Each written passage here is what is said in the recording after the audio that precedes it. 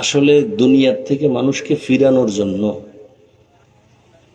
সারা দুনিয়ায় নবীরা মেহনত করছেন, সাহাবায়ে কেরাম মেহনত করছেন, এবার ওলামায়ে কেরাম করতেছেন, দাওয়াত ও তাবলীগের মেহনত, পীর মাশায়েখের মেহনত, জুমার দিন খতিবের মেহনত, আমাদের বক্তাদের মেহনত চলতেছে।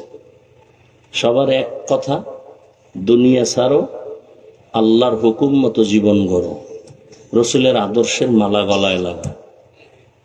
নাকি তাবলীগওয়ালারা বলে গাঞ্জা খাও, সরমনাইওয়ালারা কি বলে বেপর্দায় চলো। হ্যাঁ, এখানে তো অনেক বুদ্ধিমান মানুষ। বলেন তো, তাবলীগের কারণে আমার দেশের মুসলমানের কি কি ক্ষতি হয়েছে বলেন?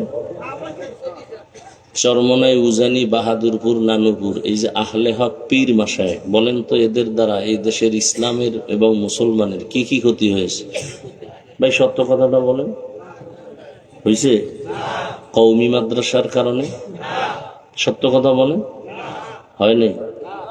বরং চরমনাইয়ের কারণে, তাবলীগের কারণে, দেওবন্দীদের কারণে লক্ষ লক্ষ জেনারেল লাইনের গুনাহগার মানুষগুলো আজকে জান্নাতের পথ ধরেছে। কথা ঠিক? তাহলে বিরোধিতা করেন কেন? এই চরমনাইয়ের বিরোধিতা করেন কেন? তাবলীগের বিরোধিতা কেন?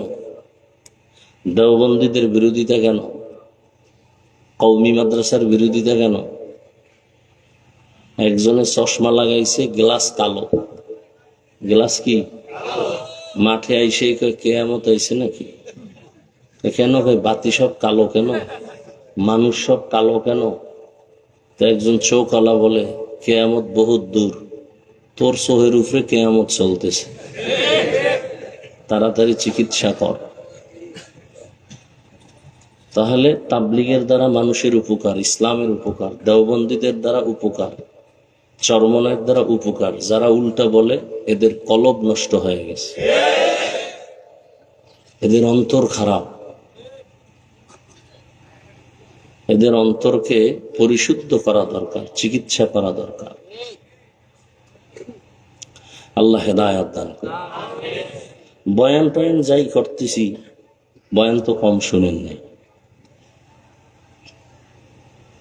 বয়ান আপনারাও কম জানেন না। নামাজ পড়া ফরজ, পর্দা করা ফরজ, মা বাবার খেদমত করা ফরজ, এটা জানেন না? গালি দেওয়া হারাম, মিথ্যা বলা, ঘুষ খাওয়া হারাম, সুদ খাওয়া হারাম, নাচ দেখা হারাম, গান শোনা হারাম। এগুলি কি জানেন না বলেন তো? এরপর আমল শূন্য। এই যে এত মানুষ এখানে ফজর পড়ে নাই, জোহর পড়ে নাই, আসর পড়ে নাই, মাগরিব পড়ে নাই, এশাও পড়ে নাই, এরম নাই কেউ? কারণ কি? অথচ যদি সবাইকে জিজ্ঞাসা করি, ভাই নামাজ লাগবে নি, বলে আপনার কি ইমান আসেনি? লাগবে মানে? বললাম কত অক্ত? কয় পুরা 5 অক্ত। মাঝে মাঝে ছেড়ে দেওয়া যাবে? কয় না না, খবরদার। সবই আপনি বললেন, নামাজ পড়েন না কেন?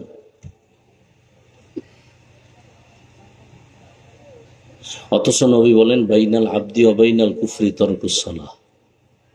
মুমিন আর বেঈমানের মধ্যে ব্যবধান নামাজ। বেঈমানেরা নামাজ পড়ে না, মুমিন নামাজ ছাড়ে না। এর কারণ একটা, এই বয়ান কিয়ামত পর্যন্ত চলতে থাকবে, কিন্তু ফায়দা কম হবে। কেন?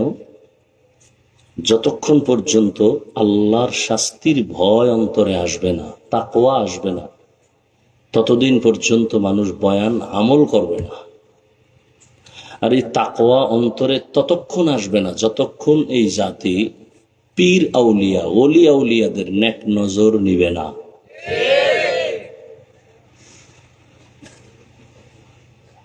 এই জন্য আল্লাহ কোরআনের এক আয়াতে বলেন, ইয়া আইয়ুহাল্লাযীনা আমানু, ও দুনিয়ার মুমিন, ইত্তাকিল্লাহ।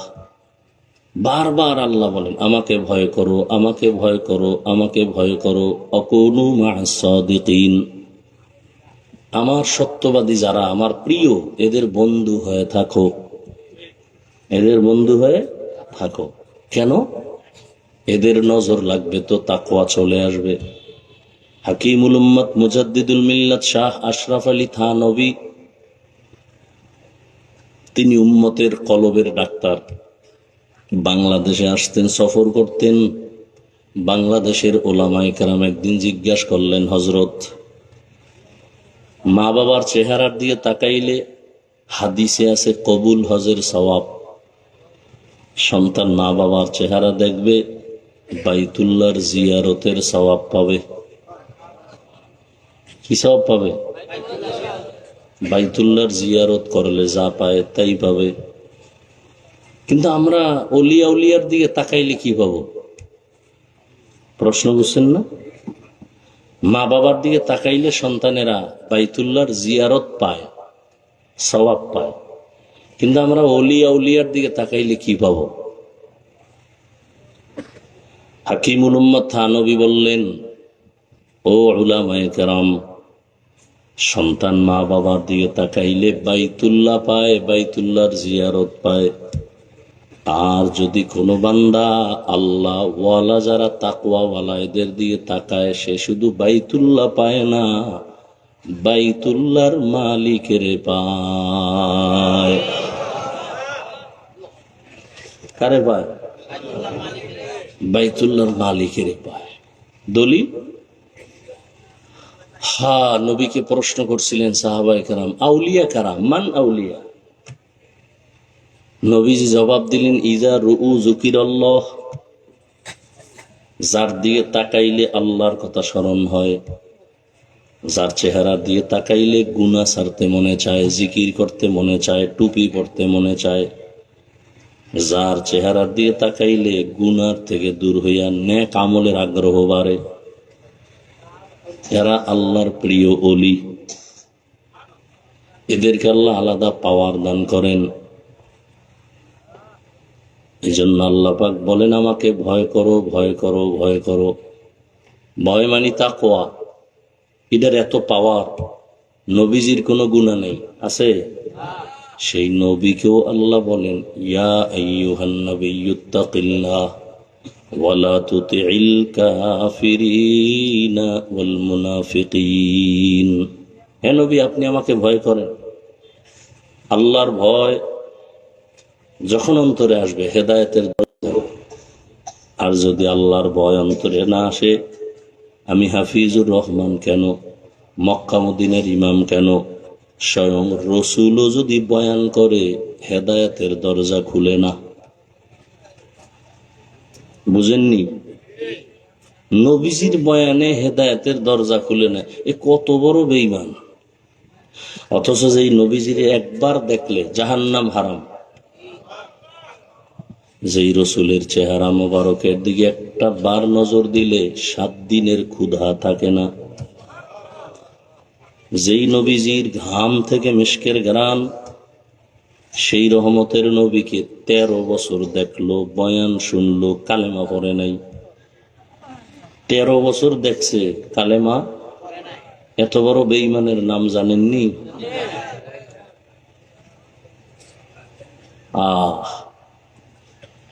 কার ভয় নাই?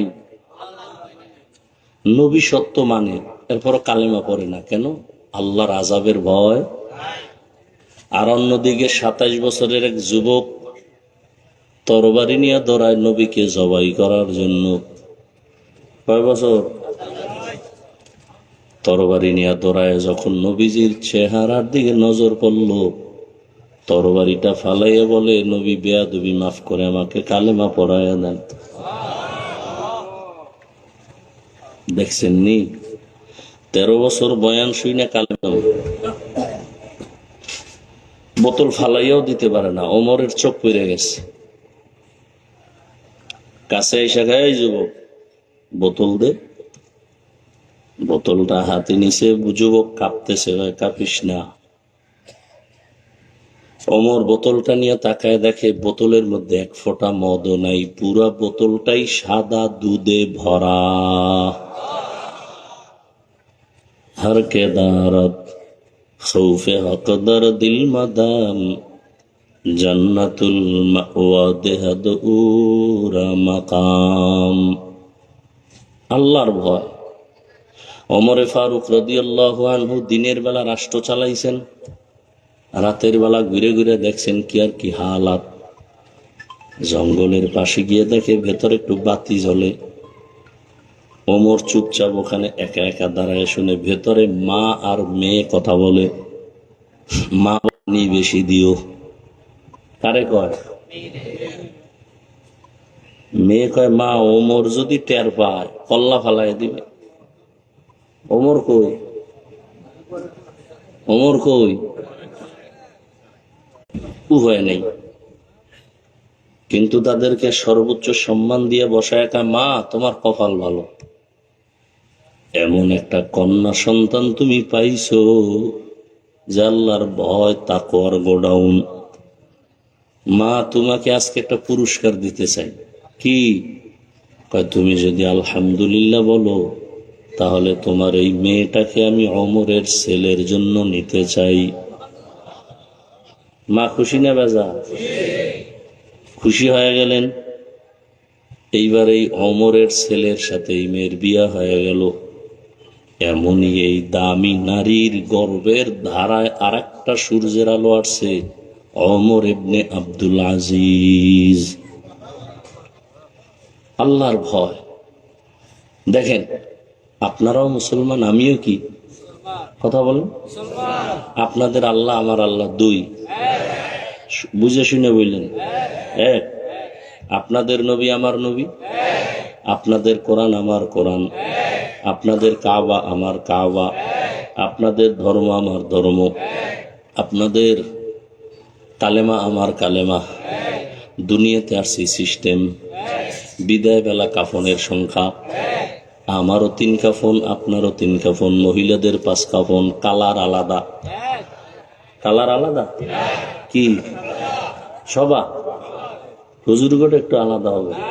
হ্যাঁ, কালার লইয়াও কিলাকিলি চলে এই জমেন। এত বড় মূর্খ যে কালার লইয়াও কিলাকিলি। কবরের সাইজ ভেতরে রাখার পরে প্রশ্ন কয়টা? কয়টা?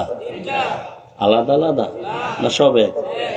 রবের পরিচয় দাও, ধর্মের পরিচয় দাও, রহমাতুল্লিল আলামিনের পরিচয় দাও। দেখেন তো, আপনার আমার আল্লাহ এক, নবী এক, কোরআন এক, কাবা এক, ধর্ম এক, কালেমা এক, কবর এক, প্রশ্ন এক, কাফন এক, কালার এক। অথচ আপনি কেমন মুসলমান আর আমি কেমন মুসলমান। আজকে আপনার পায়ে ধরে ধরে বুঝাই, টুপি পরেন, দাড়ি রাখেন, নামাজ পড়েন। আমি টুপি খুলতে চাই না, লজ্জা পাই। আর আপনি কেমন মুসলমান যে টুপি দিতে চান না, লজ্জা পান। আমি দাড়ি কাটতে চাই না, লজ্জা। আর আপনি কেমন মুসলমান যে দাড়ি রাখতে চান না, লজ্জা। আমি মসজিদে না ঢুকলে লজ্জা পাই, আর আপনি মসজিদে ঢুকতে গেলে লজ্জা পান। আমি পর্দা না করলে লজ্জা পাই, আর আপনি কেমন মুসলমান যে পর্দা করতে গেলে লজ্জা পান।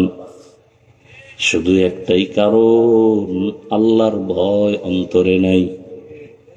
আজকে যদি আমি দাড়ি কামাইয়া, টুপি বাদ দিয়া, নামাজ বাদ, একের পরে এক বোমা মারতেছে, মায়ের সামনে সন্তানের জবাই করে, সন্তানের সামনে মাকে জবাই করে, চোখের পানি সারিয়া, এরপর ওরা আমার মাওলাকে ভুলে না।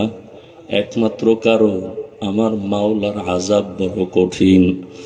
দুনিয়ার সূর্যের গরমের তাপ সইতে পারি না।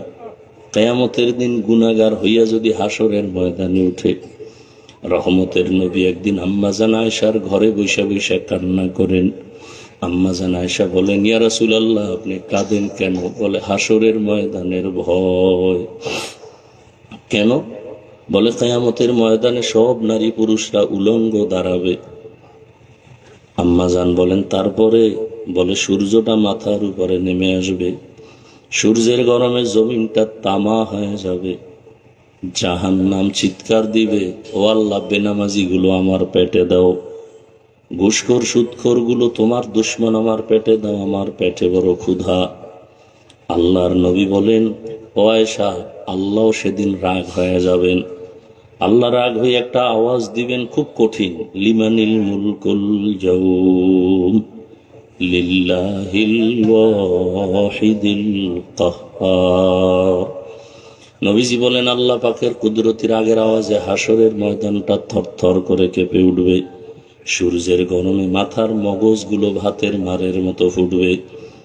গুনাহগার গুলো চিল্লাইতে থাকবে। নবীরা যাদের কোনো গুনাহ নাই তারাও কান্না শুরু করবেন। হাদিসে ঘটনা দেখছি কয়েকদিন আগে, একজন ব্যক্তির ফয়সালা হয়ে যাবে, আমল নামা ওজন দিয়ে দেখবে অনেক নেক, তবে একটা নেকের টানে অভাবে জান্নাত পায় না। কয় নেকের অভাব? মাত্র একটা নেকের অভাব। তখন আল্লাহ বলবে, এই হাসরের ময়দানে ঘুরে দেখো তোকে একটা নেক তোমারে দেয়নি, যাও, পাইলে আমি জান্নাত দিয়ে দিব। বুড়ায় কান্না করে আর ঘুরে, রসুলের হাদিস ঘুরতেছে ঘুরতেছে, মাকে তালাশ করে, ভাইকে তালাশ করে, কেউ তাকে আর পরিচয় দেয় না। হঠাৎ করে দেখে মাঠের পাশে একটা বুড়া মানুষ বয়া রয়েছে। জিজ্ঞাসা করে, এ বুড়া, তুমি কান্দো কেন? কয়, আমার আমল নামা ওজন দিছে, পাইছি। ভাই বলছো? হ্যাঁ পাইছি। আল্লাহ এবার আমারে জান্নাত দাও। আল্লাহ বলবেন, নেকটা কি তোর মা দিছে? ভাই কয়, না না, আমার একজন মুমিন ভাই দিছে, তার আমল নামায় একটা নেক, আর কোনো নেক নাই। আল্লাহ বলবে, তারে তুমিও ডাইকা নি। তখন বুড়া কান্না করবে আর বলবে, হে মালিক, আমার আমল নামায় তো কোনো নেক আমল নাই, শুধু গুনাহ আর গুনাহ, হাতের গুনাহ, চোখের গুনাহ, কানের গুনাহ, অন্তরের গুনাহ। আমি তো জাহান্নাম ছাড়া উপায় নাই, এই একটা নেক দিয়ে কি করব? আমি চিন্তা করলাম, আমার এই একটা নেক যদি আমার ভাইকে দিয়া জান্নাতে পাঠাইতে পারি, আমার ভাই আরামে থাকবে। আমার ভাইটা আরামে থাক, আমি কষ্ট পাইলেও কোনো আফসোস নাই, কারণ আমি তো নেক আমল করতে পারি নাই। তখন আল্লাহ বলবেন, এতটুকু দয়া যদি তুমি এই কঠিন সময় সূর্যের গরমে, জাহান্নামের আগুনের গরমের মধ্যে থাকিও যদি তোমার ভাইকে এতটুকু দয়া করতে পারো, আমি মাওলার দয়া কি কম হয়ে গেল? আমি মাওলা তো আমার দয়া মায়া রহমত তো 99 গুণ বেশি। আমি আল্লাহ আমার দয়ার রাস্তা দিয়া তোমাকে মাফ করিয়া দিলাম, তুমিও জান্নাতে যাও। ও আল্লাহর বান্দারা, কয়দিন আর বাহাদুরি করবা? ও যুবক, তোমার মতো কত যুবক স্কুলে পড়ে, কলেজে পড়ে, চাকরি করে, নামাজ ছাড়ে না। বলো তুমি কেন পারবা না? তোমার মতো যুবক জেনারেল লাইনে পড়ে, রাস্তায় গাড়ি চালায়, নামাজ ছাড়ে না, তুমি কেন পারো না? তোমার মতো যুবক দেখো র্যাব, আর্মি, পুলিশ, বিডিআর এর চাকরি করে, নামাজি অভাব নাই, তুমি কেন পারো না? তোমার যুবক এমপি, মন্ত্রী, ওসি, ডিসিএসপি নামাজি আছে, তুমি কেন পারবা না রে বলো? তোমার মতো যুবক রাস্তায় গাড়ি চালায়, মাঠে কাজ করে, নদীর মধ্যে মাছ ধরে, নামাজ পড়ে, তুমি কেন পারবা না? পর্দার আড়ালের মা বোনেরা, আপনাদের মতো কত মা কত বোন আছে, মোবাইলে সময় নষ্ট করে না, বেপর্দায় চলে না, স্বামীর মাল নষ্ট করে না, নামাজ ছাড়ে না, আপনারা কেন পারবেন না? বৃদ্ধ বাবাজি, আপনার মতো কত বুড়ারা মসজিদে গিয়া নামাজ পড়ে, আপনি কেন পারেন না? আল্লাহর ভয় অন্তরে জমা করিয়া জীবনে তো নামাজ কম ছাড়লেন না, দাড়ি কম কাটলেন না, বেপর্দায় কম চললেন না। আজকে থেকে তওবা করেন, আল্লাহকে মনে মনে বলেন, হে আল্লাহ, জীবনে যত মনে চাইছে দাড়ি কাটবো কেটে ফেলেছি, নামাজ ছাড়বো ছেড়ে দিয়েছি, বেপর্দায় চলবো চলছি, আজকে থেকে তওবা করতে চাই। জীবনটা চলিয়ে গেল, আর নামাজ ছাড়বো না, দাড়ি কাটবো না, বেপর্দায় চলবো না, মা বাবার সাথে বেয়াদবি করবো না, ওলামায়ে কেরামের দোয়া নিয়ে, শিক্ষকের দোয়া নিয়ে, নবীর সুন্নাত অনুযায়ী চলবো। তওবা করার যদি অন্তর তৈরি হয়, মুনাফিকি না থাকে, খাঁটি হাত দুটো আল্লাহকে দেখায় দাও। আয় আল্লাহ, হাতগুলো কবুল করে নেন, তওবা কবুল করে নেন, তওবার উপরে মজবুত হয়ে চলার তৌফিক দান করেন, আমিন। আলহামদুলিল্লাহি রাব্বিল আলামিন, ওয়াসসালাতু ওয়াসসালামু আলা সাইয়্যিদিল আমবিয়া ওয়াল মুরসালিন ওয়া আলা আলিহি ওয়া আসহাবিহি আজমাইন। ইয়া আরহামার রাহিমিন, ইয়া আরহামার রাহিমিন, ইয়া আরহামার রাহিমিন। রব্বিরহামহুমা কামা রব্বায়ানি সগীরা।